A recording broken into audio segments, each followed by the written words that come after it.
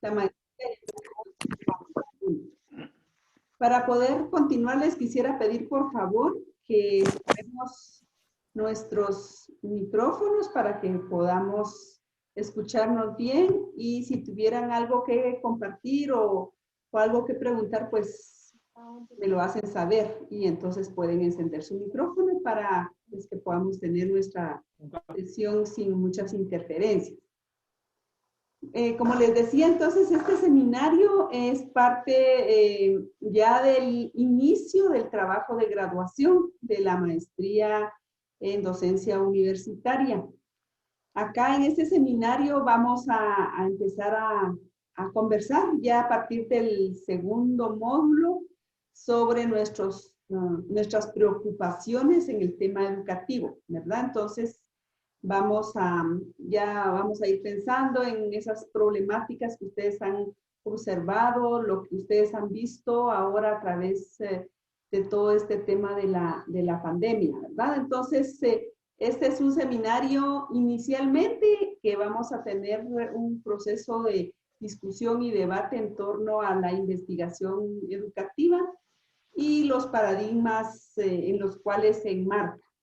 Así que entonces ese es un poco el objetivo de este seminario. Entonces darles la bienvenida. Como ustedes ya la mayoría, pues ya afortunadamente pudieron superar el tema de la matriculación, que ha sido un poco difícil, pero que ya afortunadamente creo que la mayoría ya están en la plataforma. Entonces, pues ahí en la plataforma, como también los que ya están matriculados han podido notar, ya está colgado el documento base del primer módulo. También está el programa del curso y la primera ruta de aprendizaje. Entonces, para que ustedes ya empiecen a revisar más o menos en qué va a consistir este primer módulo. También agradecerles que por la cantidad de estudiantes no es posible utilizar una clase para presentarnos, porque solo denme un momento, vamos a silenciar el tema. Por la cantidad de estudiantes no es posible presentarnos uno por uno, pero les agradezco que se han estado presentando a través de Padlet. Ahí he estado leyendo sus comentarios, sus inquietudes, y quienes no lo han hecho, por favor, les solicito que lo puedan hacer para que podamos pues todos irnos conociendo, ¿verdad? Y vamos pues a lo largo de este seminario vamos a ir pues viendo qué preocupaciones tienen ustedes. Muy bien, miren, con relación al tema de la matriculación y eso, pues si quieren cuando termine el curso vamos a hacer un listadito o podemos ver el listado que yo tengo para ver quiénes no se han matriculado y la razón por la que no están matriculados, ¿verdad? Para que no nos interrumpamos acá el tema del curso, el tema de la matriculación lo vamos a resolver para quienes no lo han logrado, ¿verdad? Así que no se preocupen, créanme que ha sido un poco complicado este tema porque son nuevas indicaciones de las autoridades de la facultad. Muy bien, entonces voy a compartirles el programa del curso a grandes líneas porque ustedes ya lo tienen en la plataforma, solo para que revisemos un poquito cómo vamos a trabajar. No sé si pueden ver mi pantalla. Sí. Gracias. Sí, doctora. Gracias. Sí se ve, doctora. Gracias. Sí, doctora. Muy bien. Entonces vamos a platicar de las competencias de este curso.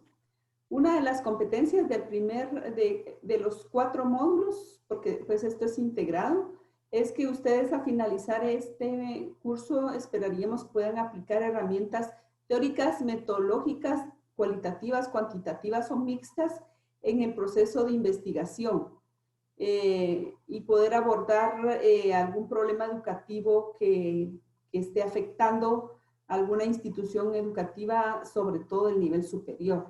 Luego también que se pueda utilizar la complementariedad metodológica sustentada en los paradigmas de investigación a través de un problema educativo, ¿verdad? En el que podamos ir aplicando lo que acá vayamos leyendo y discutiendo. También poder analizar fuentes de conocimiento y métodos utilizados en la realización de investigaciones educativas, así como planear una investigación-acción en el ámbito de la educación superior. Ese es uno de las grandes competencias que esperamos desarrollar en este seminario. ¿Cómo vamos a lograr estas competencias? Pues tenemos 4 grandes módulos del curso. El primero vamos a abordar los paradigmas de investigación, digamos que es un paradigma, cuáles son los paradigmas sobresalientes, y también vamos a hablar un poquito de lo que es el estado del arte en las investigaciones y las fuentes de información. Y aquí se incluye lo que es el tema del uso de las formas de citar fuentes. También lo vamos a ver acá en este primer módulo. Luego, en el segundo módulo, vamos a trabajar lo que son los métodos de investigación cuantitativa y cualitativa, para que podamos comprender esas diferencias que existen entre ambos métodos. Y luego vamos a tener un tercer módulo que es muy importante, porque en este tercer módulo vamos a hablar de la investigación-acción, que es la investigación que va a sustentar el trabajo de graduación que ustedes van a hacer en esta maestría. Entonces, en este módulo vamos a ver qué es la investigación-acción, en qué consiste, cómo es el proceso para hacer una investigación-acción, los pasos para hacer un plan de acción y la metodología de la investigación-acción como métodos, técnicas, instrumentos, etcétera, ¿verdad? Todo ese proceso lo vamos a trabajar en este módulo 3. Y aquí pues vamos a ir trabajando su protocolo de investigación-acción, que es el primer paso, como les decía, para ya ir afinando una temática a trabajar en los otros 2 seminarios. Y luego, para concluir este curso, vamos a hablar un poco del proceso de la investigación mixta. Los métodos mixtos, sus características, cómo utilizarlos, cuándo utilizarlos, cuáles son esos diseños que nos pueden favorecer dependiendo del tipo de la investigación que queramos hacer, ¿verdad? Entonces, esto sería como el contenido de cada uno de nuestros módulos. Ahora también es importante, aunque está en la plataforma, que visualicemos que tenemos 10 sesiones sincrónicas. 2 en julio, 2 en agosto, 2 en septiembre, 2 en octubre y 2 en noviembre.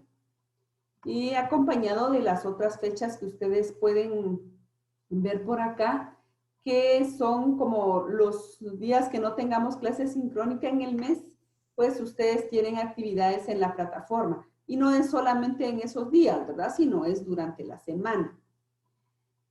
Ahora, ¿cómo vamos a ir trabajando y haciendo la parte sumativa de la evaluación en este módulo primero? Lo primero que van a hacer es una infografía sobre los paradigmas de investigación. Entonces, aquí van a leer el documento base y luego que ya lo hayan leído, yo les voy a subir una guía para que puedan trabajar su infografía. La suben a la plataforma y tiene un valor de 10 puntos. También está abierto un foro de discusión a partir del 18, si no estoy mal, donde ustedes van a poder dejar sus opiniones, sus discusiones, sus debates sobre el tema de los paradigmas de investigación, y esa participación de al menos 2 veces o el debate a lo que otros compañeros puedan plantear o aportaciones a lo que otros dicen, tiene un valor de 5 puntos.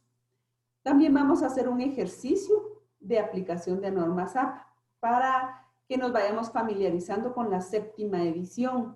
y entonces eso le vamos a poner una ponderación de 5 puntos. Entonces, en total, este módulo 1 tiene una nota de 20 puntos.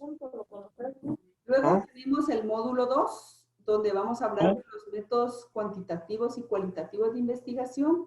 Aquí vamos a hacer un mapa conceptual, vamos a hacer un foro también, y aquí ya vamos a presentar un problema de investigación educativa.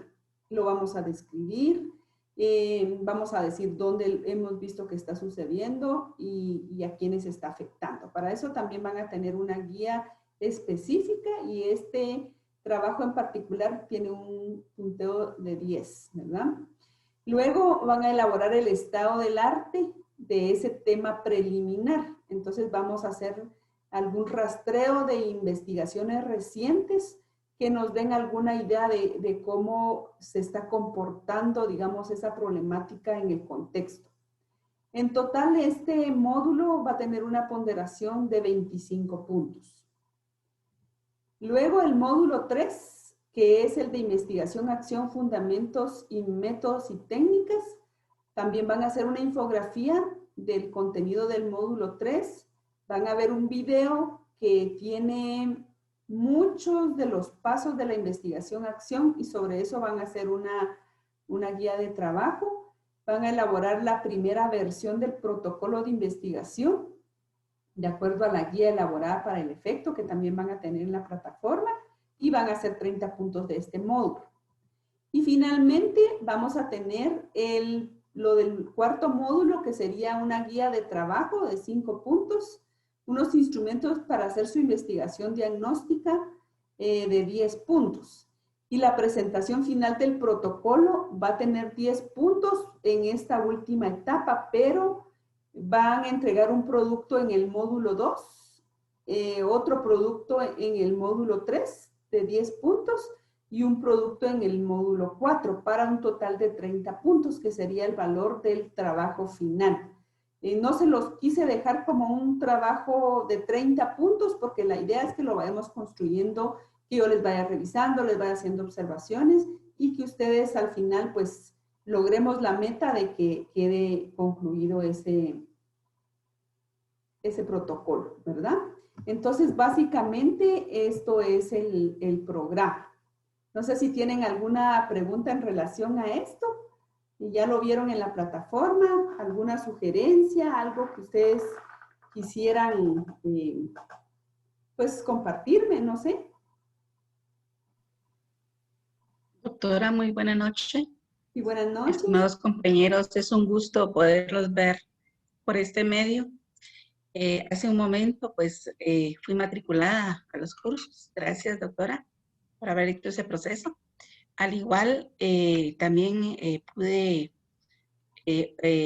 observar que hay una fecha en el que usted colocó junio y iba a aparecer como una tarea atrasada. Nada más esa es una observación, doctora. Muchas gracias. Gracias, Arlene. Lo voy a revisar. Esas son justamente las cosas que son importantes, ¿verdad? Vamos a revisar esa fecha para que no les baje punto la plataforma. Muy bien.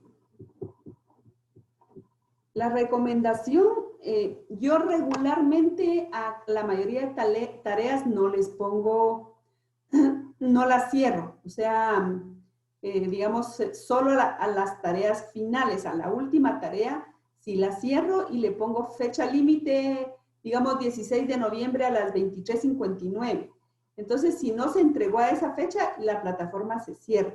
Pero no me gusta hacer eso con el curso porque, pues, por cualquier circunstancia, alguien pudo tener se fue la luz, se quedó sin internet, qué sé yo, cualquier problema que puedan tener. Entonces, va a permanecer abierto el espacio para subir las tareas, solo que obviamente la plataforma me va a decir que están entregadas tarde, ¿verdad? Y eso pues nosotros lo vamos a saber y pues en algunas ocasiones que sean muchos días y ustedes tengan una razón, incluso por escrito, un problema de salud, me mandan las evidencias y yo no tengo ningún problema en poder calificar con la nota completa una tarea que pudo ser entregada tarde por alguna situación de fuerza mayor, ¿verdad? Para que ustedes lo sepan y que también es importante. Hoy les voy a pasar un cuestionario. Necesito que me dejen, por favor, si es posible, su número de teléfono para hacer un grupo de WhatsApp, para que podamos recibir información y para que podamos, digamos, mantenernos comunicados solamente lo relacionado con el curso, ¿verdad? Porque esa también es una manera más rápida. Hans tiene levantada su mano. ¿Lo escuchamos? Sí, buenas noches, doctora. Buenas noches. Gracias por la información. Yo solo a modo de solicitud, si dentro de su acompañamiento pudiera siempre retroalimentarnos. Yo veo este curso clave, ¿verdad? Porque de esto depende de nuestra graduación. El no hacerlo bien ahora implicará un tropiezo más en el siguiente semestre. Y por la experiencia en el primer semestre, al menos en lo personal y con lo que comenté con algunos compañeros, lo que al final hicimos como producto fue como un hecho más aislado del proceso que en algún momento trabajamos. Entonces, en el tiempo de avanzar en el trabajo, avanzamos todo bien, pero sentimos que el final sentí que el final estuvo desligado del proceso, porque en el final, el producto que entregamos, que ya era una idea sobre la problemática que teníamos que identificar y una propuesta de solución, no estuvo del todo concretizada como se hubiese querido. Entonces, para mí es un reiniciar ahora con el planteamiento del problema y el buscar una solución. Entonces, yo no quisiera que esto me llegara a pasar a mí, y en algún momento los compañeros, pues con algunos que platicaba, sí teníamos como este malestar, porque pasamos el semestre y al final el planteamiento o no estuvo bien o no estuvo del todo acertado. Entonces, me preocupa que en algún momento no vayamos a tener este tropiezo y en el final de año nos veamos otro tipo de situaciones. Por lo mismo de que tiene que ser aplicable, ¿verdad? Tiene que ser algo real y que se dé. No vamos a llenar papel solo por cumplirlo, de verdad, y al final estemos totalmente alejados de la realidad. Entonces es como un modo de solicitud de que por favor siempre nos retroalimente y nos dé la oportunidad de poder ir mejorándolo, ¿verdad? No solo nos diga, mire, esto está mal, y después ya no hay chance también de que usted nos diga si al final nos quedó bien o no. Eso sería una solicitud con todo el debido respeto, doctora. Muchas gracias, Hans. Vean, este es un curso muy práctico y a veces los estudiantes se molestan, pero yo devuelvo, reviso y devuelvo y vuelvo a revisar y vuelvo a devolver. Entonces a ustedes les toca corregir, ¿verdad? Porque efectivamente, si bien la investigación-acción, como lo vamos a ver en el camino, empieza con un diagnóstico del problema que nosotros identificamos, sí es importante que por lo menos identifiquemos algo que nos preocupa y una institución donde pudiéramos trabajarlo. Y para eso, pues, en este seminario vamos a hacer un protocolo inicial. Por eso es que yo lo dividí en 3 partes, porque ustedes hacen la primera parte y yo lo leo y se los devuelvo corregido. Luego hacen la segunda parte y vuelve a pasar lo mismo, para que cuando me entreguen la versión final, entonces ustedes no solo obtengan la nota, porque al final pues eso es importante, pero no es lo relevante, sino lo relevante es que ustedes no vayan al seminario de trabajo de graduación 1 y le digan a la profesora, ay, mire, yo no sé qué hacer, fíjese que no tengo ni idea. Y resulta que en ese seminario tienen que hacer el diagnóstico y el plan de acción.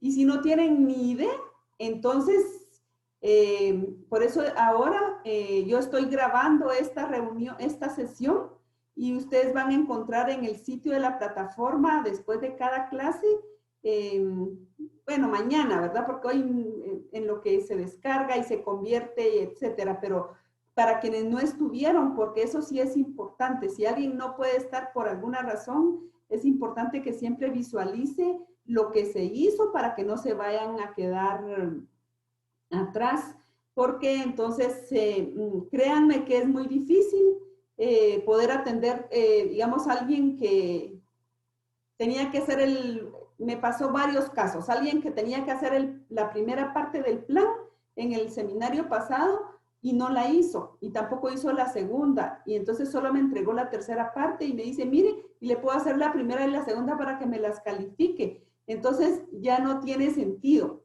Por eso es que yo lo dividí en 3 partes para poderles dar seguimiento, y créanme que me dan aquí las 2 de la mañana leyéndoles. Y a veces estoy todavía chateando con ustedes y diciéndole, mire, hágale cambios aquí, mire allá, o lea, o esto, ¿verdad? La idea es que esto sea práctico y que ustedes pues también le dediquen el tiempo, ¿verdad? Así que está tomada ya desde hace rato la decisión de que este sea un curso teórico práctico, ¿verdad? No nada más teoría, y también ustedes no lo vean nada más como un resultado del curso, porque les quiero comentar también para que ustedes sepan que los compañeros de ustedes de la primera cohorte cerraron Pensum ahorita en mayo, y ellos se van a empezar a graduar a partir del 20 de julio. Todos van a empezar a defender sus trabajos de graduación que fueron producto de una investigación-acción que hicieron en Paradigmas y Seminario de Trabajo de Graduación 1 y 2. Entonces, quienes no lo hicieron en serio han tenido que repetir los seminarios. Entonces, imagínense, se van a graduar 57 personas en 2 meses después de haber cerrado Pensum. Entonces, esto es como lo novedoso, digamos, de esta modalidad de graduación. Poder investigar para resolver una problemática educativa y que además eso sea, digamos, en un tiempo corto. Porque como vamos a ver ahora en el tema de los paradigmas, regularmente uno hace una investigación, una tesis, y se tarda 2, 3 años, y ya cuando uno la terminó, ya el problema cambió, ¿verdad? Entonces, esa es la motivación que les dejo. Ustedes van a cerrar, ustedes empezaron en el 2021, todo el año, cierran en el 2022, y enero y febrero del 2023, todos se tienen que graduar. Así que ya lo saben.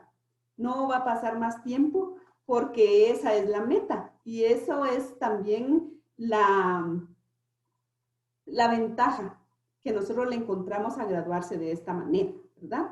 Así que entonces ya saben, van a tener que trabajar duro para poderse graduar en tiempo y no decir tengo pensum cerrado de maestría, sino decir estoy graduada o graduado de una maestría, ¿verdad? Así que no sé si hay alguna otra pregunta o algún otro comentario. Muy bien. Como los quiero motivar, les voy a proyectar un pequeño video que es motivacional, y luego si quieren hacemos una pequeña reflexión en torno a él. Solo permítanme.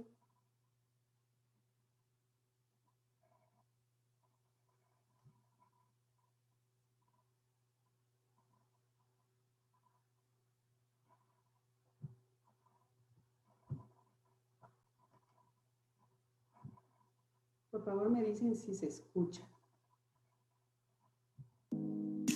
La ranita sorda. Un grupo de ranas viajaba por el bosque cuando de repente 2 de ellas cayeron en un pozo profundo. Las demás se reunieron alrededor del agujero y cuando vieron lo hondo que era, le dijeron a las caídas que para efectos prácticos debían darse por muertas. Sin embargo, ellas seguían tratando de salir del hoyo con todas sus fuerzas. Las otras les decían que esos esfuerzos eran inútiles. Finalmente, una de las ranas atendió a lo que las demás le decían. Se dio por vencida y murió. La otra, sin embargo, continuó saltando con tanto esfuerzo como le era posible. La multitud le gritaba que era inútil, pero la rana seguía saltando, cada vez con más fuerza, hasta que finalmente salió del hoyo. Las otras le preguntaron, ¿no escuchabas lo que te decíamos? La ranita les explicó que era sorda y creía que las demás la estaban animando desde el borde a esforzarse más y más para salir del hueco.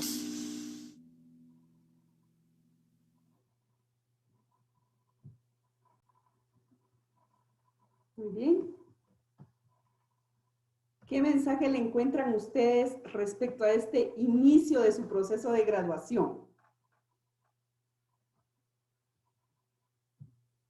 A ver, ¿quién me quiere comentar?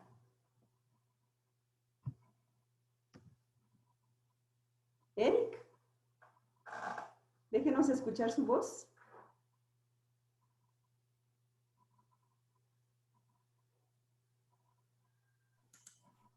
Sí, buenas noches, doctora, buenas noches, compañeros.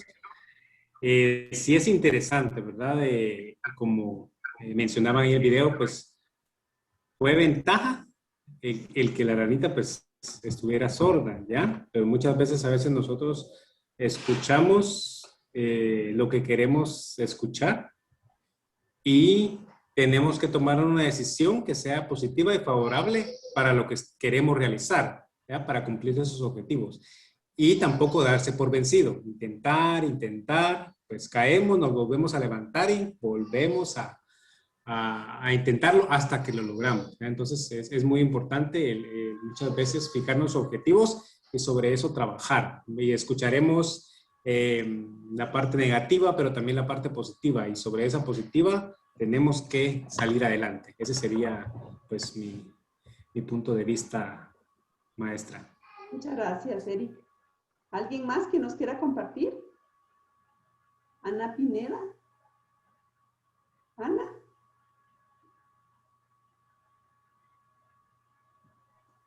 Buenas noches. Creo que es importante a veces hacer oídos sordos a toda esa negatividad que nos rodea y ser muy cuidadosos de no ser nosotros la negatividad de alguien más, ¿verdad? Creo que, como decía el compañero, a veces es más fácil percibir lo negativo que lo positivo, pero creo que está en una decisión personal y el esfuerzo diario de ser siempre positivos. Gracias, Ana. Jorge, ¿le escuchamos? Bueno, pues yo veo aquí dos aspectos en la historia que nos cuentan las ranitas, ¿verdad? Una es de que nuestras debilidades las debemos de convertir en fortalezas, ¿verdad? Debemos de, lo que nosotros miramos a veces de forma negativa o no tanto a nuestro favor, tratar de verlo de distintos enfoques para sacar el mejor provecho de eso negativo. Y la otra es ser enfocados porque la ranita, la ventaja que tuvo acá es de que no escuchaba, ¿verdad? No escuchaba, y por lo mismo que no escuchaba, ella se enfocó en salir, no en escuchar a los demás. Entonces, el enfoque, aunque el otro esté haciendo maravillas, aunque la otra esté haciendo rascacielos, usted enfocado en lo que está y seguro de lo que está haciendo. Nada más. Muchas gracias, Jorge. ¿Alguien más que nos quiera compartir?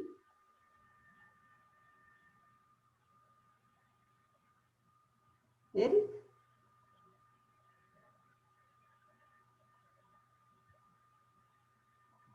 Brenda nos está pidiendo la palabra. Brenda, la escuchamos. Sí, gracias, doctora. Me gustó mucho y yo lo tomo también por el lado de como que de repente romper paradigmas, que a veces también nos dejamos llevar mucho por lo que la multitud nos dice, nos indica qué camino llevar o qué cosa realizar. Entonces es bien curioso porque ella no escuchaba en realidad, sino solo miraba, ¿verdad? O veía las acciones de las personas y tomó la decisión ella de salir por sus propios medios. Entonces, eso realmente me llamó la atención. Muchas gracias, Brenda, y a todos los que tomaron la palabra. Pues bueno, sí es interesante porque efectivamente, como decía Jorge, debemos tener unos objetivos en los cuales nosotros nos hemos centrado y esos objetivos nos deben guiar. Entonces, recuérdense que alrededor siempre van a haber otros distractores, más de alguien siempre nos va a decir que dejemos algo porque estamos muy cargados, etcétera. Pero si nosotros tenemos unos objetivos, pues vamos a salir adelante, ¿verdad? Y por el otro lado, también el tema de las influencias. A veces, efectivamente, de repente, pues hay que hacer oídos sordos a los malos comentarios. A veces nosotros no sabemos si nos están echando porras o si nos están diciendo que no podemos, ¿verdad? Que era un poco el mensaje, ¿verdad? La ranita, pues, no, como no escuchaba, ella solo veía la algarabía y ella decía, me están echando porras y yo tengo que seguir adelante, pero en realidad, pues, todo ese ruido que no nos distraiga, ¿verdad? Así que, enfocados en el objetivo, entonces vamos a empezar a conversar un poquito, unos minutos sobre el primer tema. Aunque a mí me gusta mucho hablar de los temas, pero cuando ustedes ya han leído. Entonces hoy voy a empezar a hablar un poco del tema de los paradigmas y me gustaría que en la próxima sesión, como ya han leído el documento y ya habrán hecho sus infografías, entonces ya vamos a tener algunos insumos propios para que podamos conversar. Sobre todo porque efectivamente, como decía Brenda, debemos también ir rompiendo paradigmas.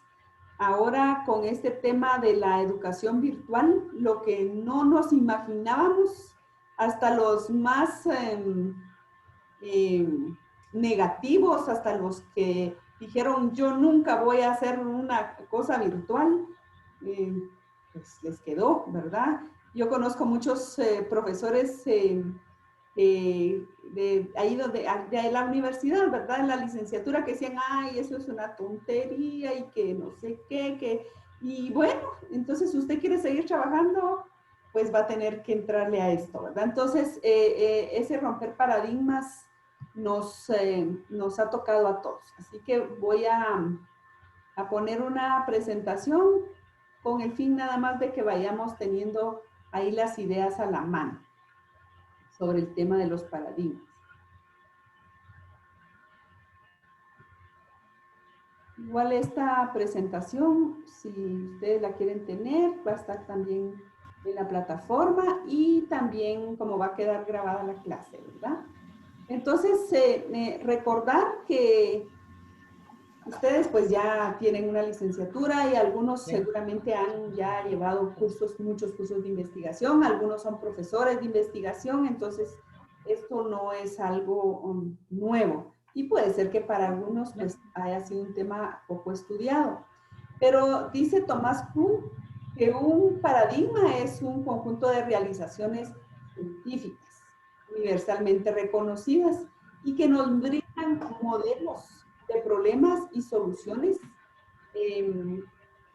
para poderla replicar, ¿verdad? Es una manera también, dice, de percibir la realidad.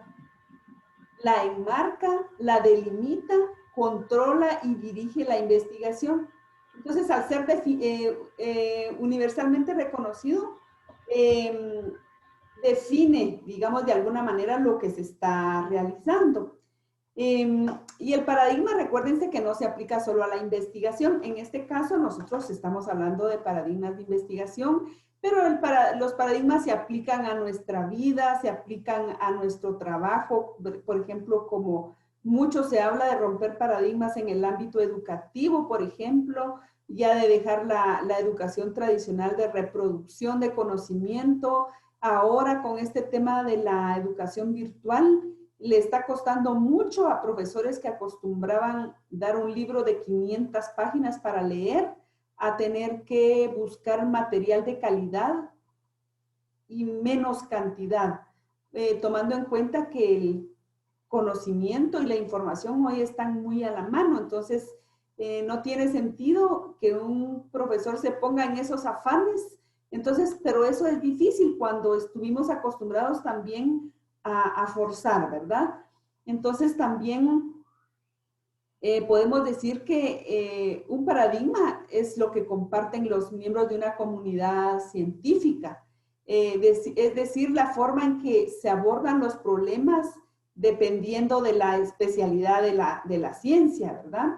También podemos decir que es una manera de ver el mundo, una cosmovisión compartida, dice, un modelo para situarse ante la realidad, para interpretarla y también para darle solución a los problemas. Entonces, El paradigma, digamos que es como decir, bueno, me voy a adelantar al curso, pero podemos decir, bueno, ¿yo qué quiero con este problema educativo? Quiero situarme para medir indicadores, quiero situarme para medir resultados de evaluación, quiero situarme para medir rendimiento académico, quiero situarme para ver quiénes son los mejores, quiero buscar estándares. Entonces, yo estoy buscando, digamos, tengo un paradigma, pero por ejemplo, si yo digo, bueno, yo lo que quisiera es comprender qué está pasando con la educación, comprender, por ejemplo, culturalmente, socialmente, qué pasa ahora con los niños, con los jóvenes que no tienen acceso a la tecnología y que están pues en zonas remotas donde apenas llegaba el maestro y ahora pues, entonces, digamos, eso es la comprensión, es una manera diferente de ver el problema. No tanto decir, bueno, ¿por qué hay estudiantes que tienen más altas notas? Bueno, no, estudiantes que tienen altas y bajas notas. En cambio, en la comprensión, yo tendría que ver qué hay detrás del dato, ¿verdad? Y por el contrario, el otro paradigma, un tercer paradigma que me diría, bueno, yo puedo medir este problema, lo puedo comprender, pero ¿cómo podría yo resolverlo? Este problema yo podría involucrarme junto con la comunidad educativa y poder buscar una solución. Entonces, son tres maneras de poder abordar un problema. Entonces, por eso hablamos de paradigmas, de formas de ver, cómo se abordan desde distintas miradas. A veces nos cuesta mucho, dependiendo dónde fuimos formados. A veces si fuimos formados en las ciencias naturales, pues es más difícil poder comprender que un problema puede verse no numéricamente. O por el contrario, si fuimos formados en la antropología, en la historia, incluso en las mismas humanidades, de repente nos es difícil no tratar de comprender un problema, ¿verdad? No verle la parte social, no verle la parte cultural. La característica esencial de un paradigma dice que es su temporalidad.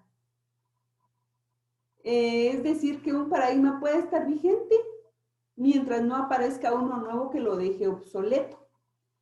Y en ese sentido, digamos, hay cosas que ya no se hacen. Por ejemplo, en el tema educativo, hemos visto cómo hemos ido trascendiendo, digamos, de una educación más bancaria, por lo menos en la educación superior, ¿verdad? De una educación menos repetitiva. Por ejemplo, también podríamos decir que en el tema de investigación, ¿verdad? Se ha ido quedando en algunas áreas, digamos, los paradigmas predominantes y se ha optado por darle otro tratamiento a los datos, ¿verdad? También un paradigma posee una concepción diferente de lo que es la investigación a través de estas preguntas. Vean, ¿cómo sé yo qué paradigma estoy utilizando?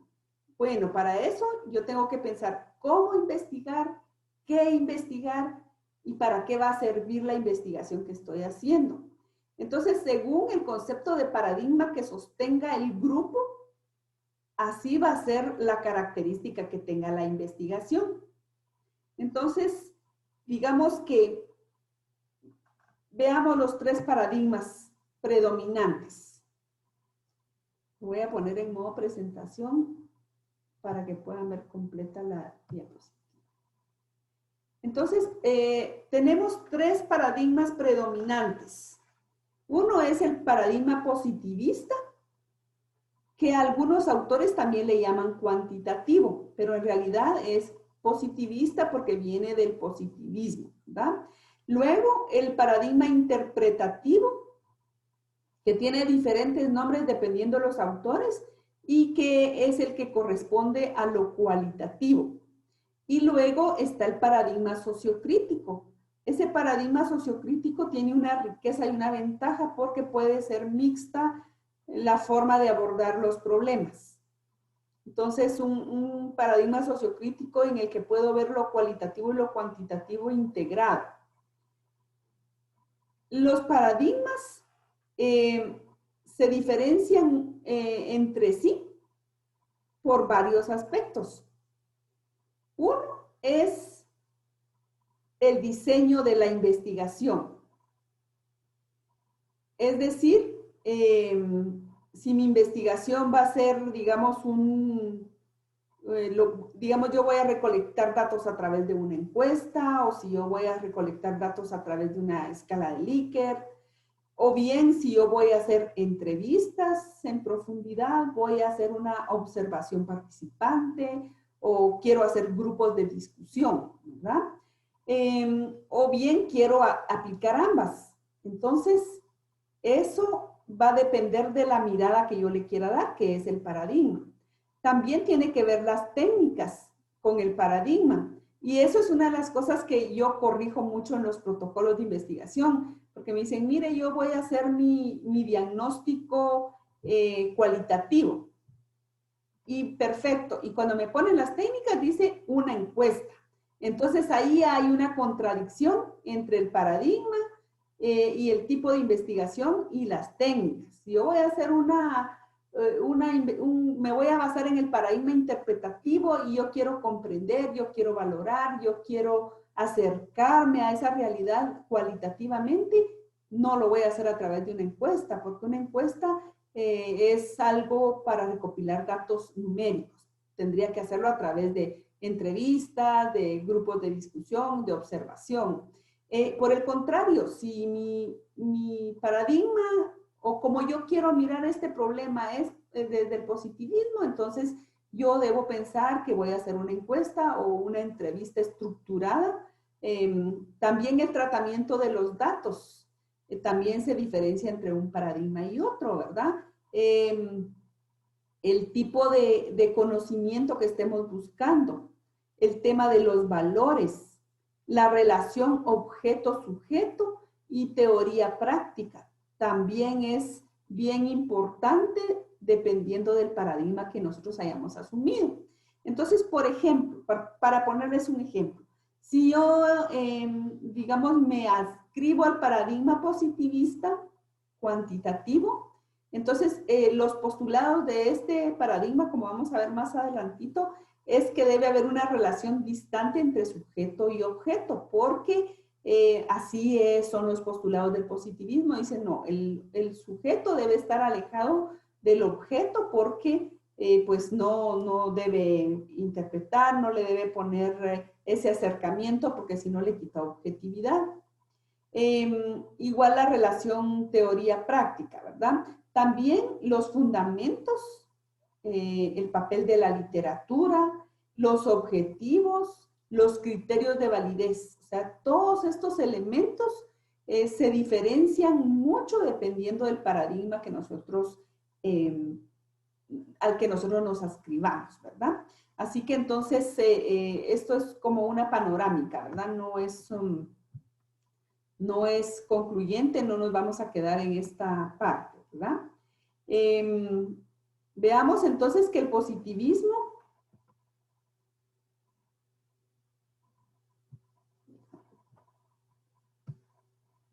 el paradigma positivista, entonces, ya entrando en materia, en detalle específico, el paradigma positivista, pues, es una corriente filosófica que nos afirma que el único conocimiento auténtico es el científico y que tal conocimiento solo puede surgir de una afirmación positiva de las teorías y que su método es el método científico.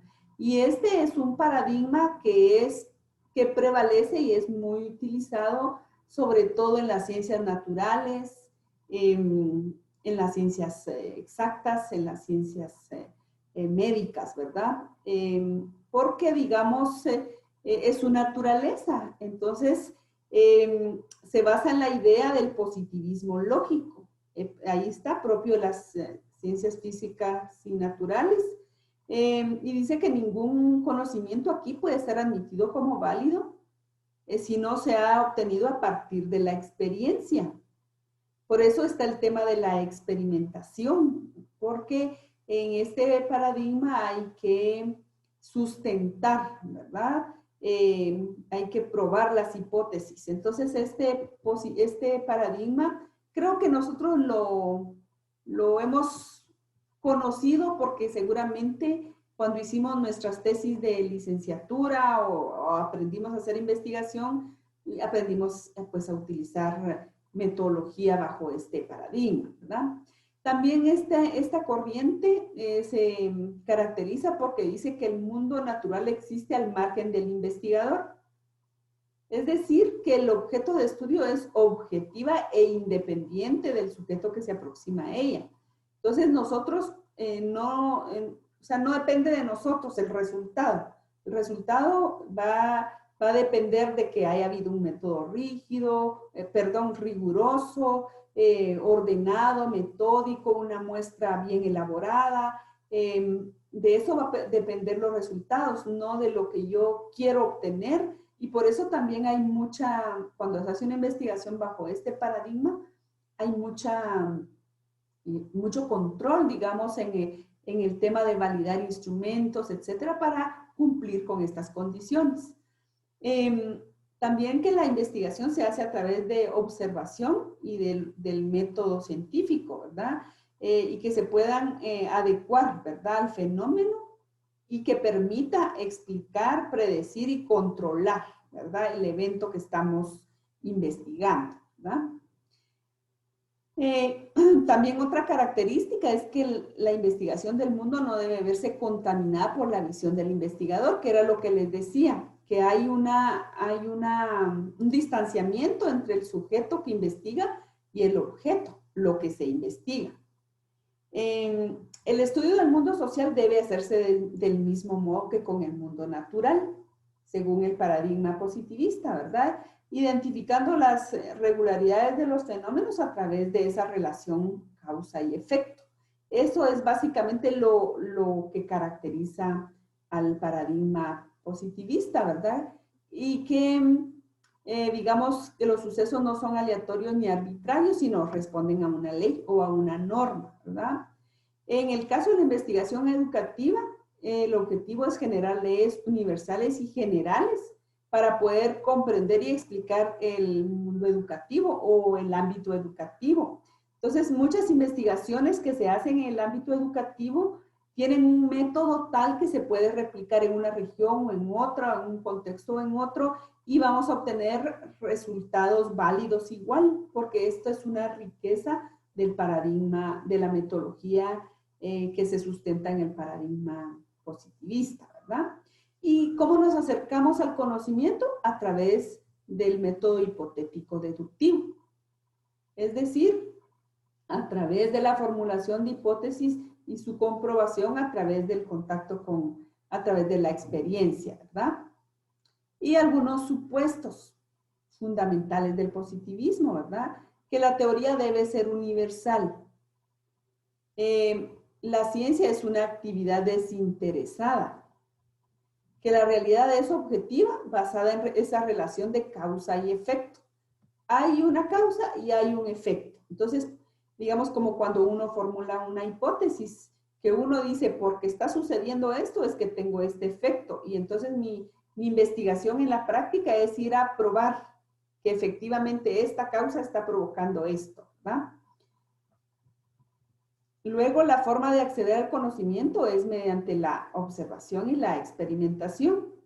Y lo que les decía, ¿verdad? De las hipótesis y el método hipotético deductivo.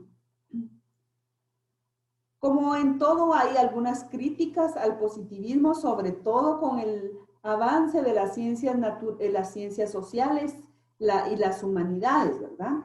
Entonces dicen que no se contempla, se ve como muy reduccionista porque no contempla lo ideológico, características sociales, las características culturales, el tema del contexto, ¿verdad? Porque los postulados del positivismo dicen que es generalizable, que genera resultados universales, ¿verdad? Y que su objetividad también dice que tiene poca incidencia en la mejora de la práctica educativa y que fomenta esa separación teoría-práctica, ¿verdad? Esa dualidad entre quienes diseñan y quienes aplican en lo práctico. Digamos que esa es una de las críticas al positivismo, ¿verdad? No sé, como que alguien me estaba preguntando algo. Ah, no. Entonces, como, digamos, como introductorio para que vayamos también viendo cómo el paradigma va direccionando de alguna manera la mirada que nosotros le demos a un problema educativo, ¿verdad? Entonces, de esa manera también, digamos, nosotros podemos irnos enfocando ya cuando ustedes se vayan como adentrando en la lectura y que vayamos avanzando un poco en el curso, vamos también a ir viendo, identificando, ¿verdad? Incluso investigaciones, si uno dice, bueno, sí, esta investigación es mixta porque tiene una mirada de esto, de lo otro, ¿verdad? Entonces, les voy a poner un pequeño ejercicio para que ustedes me dejen su visión de paradigma. Solo déjenme, porque si no se me van a dormir. Bueno, pero antes de eso, les voy a pedir que por favor llenemos la boletita de asistencia. No es con fines, esta boleta de asistencia no es con fines evaluativos, o sea, no se preocupen si alguien no vino y no la pudo llenar, no le voy a bajar puntos. Pero es para que podamos, yo necesito tener información de ustedes que sea la que utilizan regularmente, porque a algunos les mandé correo, pero me rebotaron algunos correos. Entonces, sí es importante que, pues, que le pongamos ahí el dato correcto para que entonces no tengamos ese inconveniente, ¿verdad? Si me hacen favor. Así no estamos desconectados. Muy bien. Doctora, perdone, no se puede abrir el documento. Ah, déjeme ver. Muy bien, gracias. Les vamos a dar los permisos. Sí, tiene razón, está restringido. Ahorita ya lo pueden abrir. Gracias.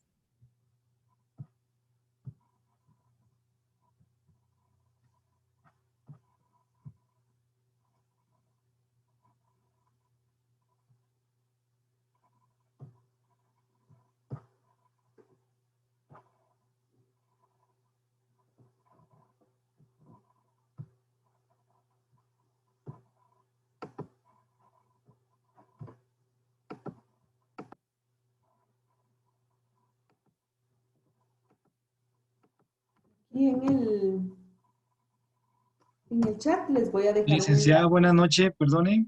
Sí, buenas noches. Buenas noches, licenciada. Solo que fíjese que yo no sé en qué sección me quedé porque estaba en la C, pero parece que me cambiaron, licenciada. Entonces, déjenme ver. no sé. César Barrios. Barrios, así es, licenciada. Usted está en la sección No hay opción C. Está en la sección ¿Mande?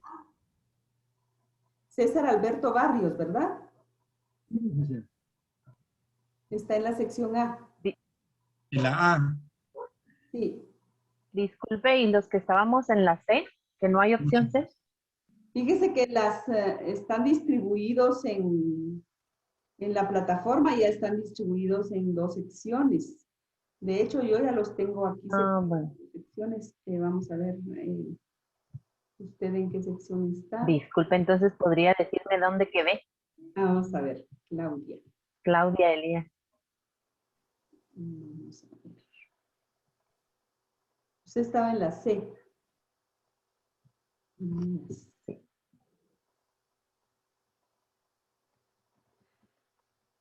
Fíjese que en el caso, bueno, en el caso de ustedes, sí es cierto, estaban en 3 secciones, pero eran muy poquitos, ¿verdad? En algunas secciones. Elías Claudia está en la sección B. ¿Sí? En la B. Muchas gracias, mi amable. Para servirles.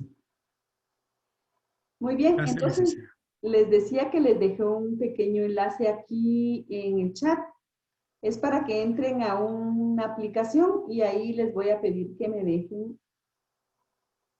su definición sobre qué es un paradigma para ustedes.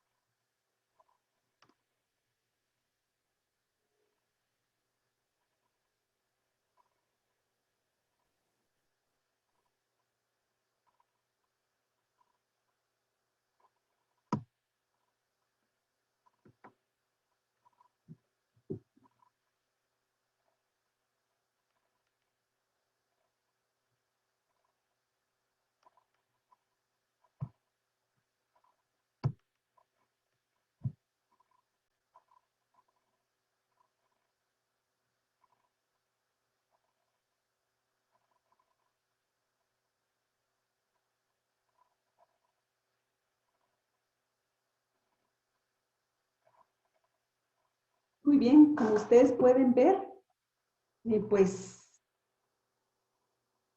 hay bastantes que consideran que es un modelo o una idea. Sin embargo, pues cada uno tenemos una palabra para definir qué es un paradigma. Entonces esto es interesante porque, pues sí, tenemos bastante claridad. Y eso pues me agrada mucho porque quiere decir que en temas de investigación pues nos vamos a ir como entendiendo, ¿verdad? Así que voy a hacer una fotografía de esta nube de palabras que me parece muy interesante por aquí. Me llamó la atención alguien que escribió que era una... Ya lo perdí.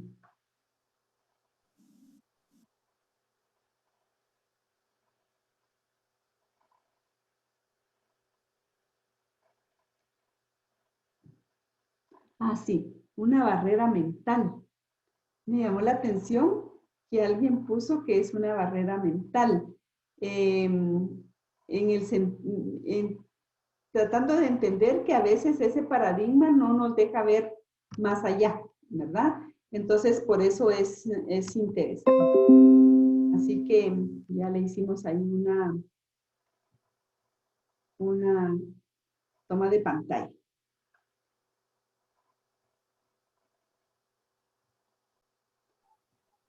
Muy bien, entonces agradecerles que se hayan conectado y pues también que estemos todos dispuestos a trabajar en este seminario.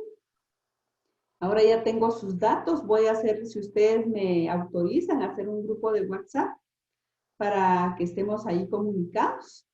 Y entonces así, pues, por ejemplo, a veces uno no tiene tiempo de entrar a la plataforma, pues por ahí se pueden enviar ustedes también el enlace, etcétera, ¿verdad? O sea, eso nos puede también facilitar para información y lo demás.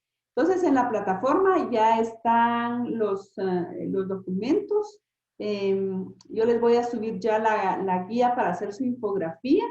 Tratemos la manera de trabajar y aprovechar los tiempos para que entonces vayamos al día y no nos atrasemos en la entrega de nuestras actividades. Comentarles también que en este seminario mucha gente saca muy buenas notas porque trabajan, porque las guías van dosificadas. Entonces, la nota al final puede que no sea lo más significativo, como les decía hace un rato, ¿verdad? Pero también los motivo a que saquemos buenas notas porque pueden ir camino a un cum laude o un summa cum laude cuando se gradúen. Así que eso también es otra motivación, ¿verdad? Así que también les quiero molestar si pudieran, los que puedan, encender su cámara para hacer una fotografía de la sesión, por favor. Gracias.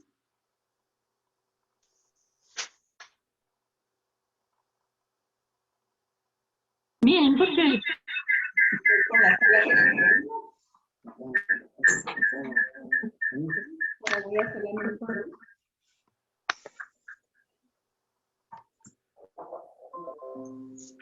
Voy a sala número 2.